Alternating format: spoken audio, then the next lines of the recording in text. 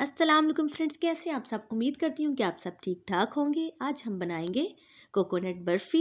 ये हम ताज़ा नारियल से बनाकर रेडी करेंगे और ये इसमें सिर्फ हम आधा लीटर दूध इस्तेमाल करेंगे। ये बहुत ही आसान और झटपट रेसिपी है। तो चलिए जिसको बनाना स्टार्ट करते हैं। ये मैंने ताज़ा फ्रेश नारियल लिया है, ये 300 ग्राम है। उसका छिलका उतार के इस तरह से मैंने पीसेस में कट कर लिया है। मैं इसको चॉपर में ऐड करके चॉप करूँगी और अगर आप चाहें तो आप इसको क्रश भी कर सकते हैं और ये आपकी अपनी चॉइस है। मैंने छोटे छोटे टुकड़े कर लिए हैं मैं, ताकि इसको पीसने में आसानी हो। इसको मैं थोड़ा ज़्यादा देर क्रश करूँगी ताकि इस तरह से ये बिल्कुल बारीक बारीक हो जाए।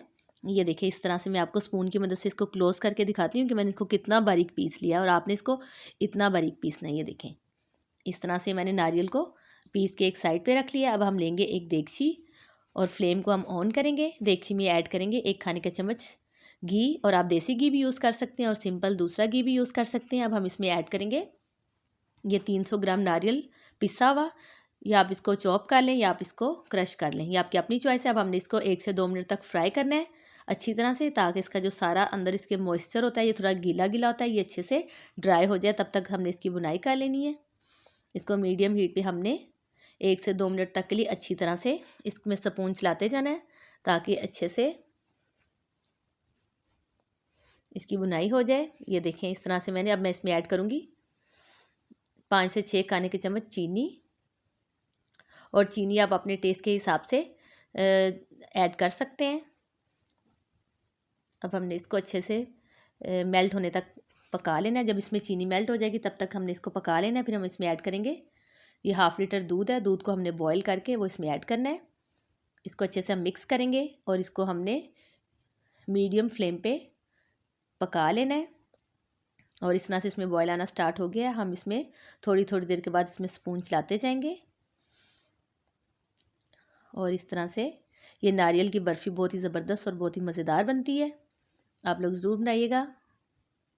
ये बहुत ही आसान और बहुत ही सिंपल रेसिपी है। ये बच्चों और बड़ों को सबको बहुत पसंद आती है। ये देखें इस तरह से इसमें जब इसमें दूध हाफ़ ड्राई हो जाए, हाफ़ रह जाए, स्टेज पे हम इसमें ऐड करेंगे 3 से 4 खाने के चम्मच बलाई लिया है मैंने। जो दूध बॉईल किया था उसके ऊपर से हमने बलाई उतार के रख ली थी और बलाई हमने स्टेज पे ऐड करनी है। जब हाफ़ दूध ड्राई हो जाए तो फिर हमने उसमें बलाई ऐड कर देनी है। अब हमने इसको अच्छे से ड्राई कर लेना, पूरा फुल इसको आपने ड्राई करना है, ताकि ज़रा सा भी इसमें दूध बाकी ना रहे। और इस तरह से हमने इसको चम्मच चलाते जाना है और इसको ड्राई कर लेना है। ये देखिए दूध ड्राई होना स्टार्ट हो गया हुआ है। अब ये 1 से 2 मिनट तक हम इसको और करेंगे तो अच्छे से ड्राई हो जाएगा। अगर आप मेरे चैनल पे नए हैं तो मेरे चैनल को सब्सक्राइब कर लें, और अगर आपको रेसिपी पसंद आएगी तो इसको लाइक भी करें, शेयर भी करें। ये देखें इस तरह से थिक हो गया। अब मैं फ्लेम को ऑफ़ करूँगी और इसको हमने 2 से 3 मिनट के लिए ऐसे छोड़ देना है। फिर हम इसको किसी ट्रे में या किसी मोल्ड में इसको हम ऐड करेंगे।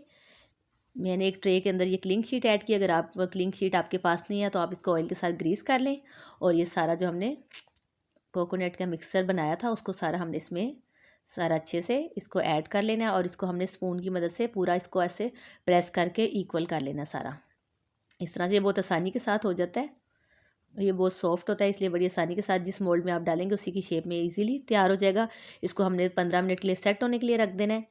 10 से 15 मिनट गुजरने के बाद हम इसको कट करते हैं, और आप इसको अपनी पसंद के मुताबिक इसको डायमंड शेप में कट कर लें, स्क्वायर में कर लें, जो आपकी अपनी चॉइस है। और मैं इसको कट करके आपको दिखाती हूँ।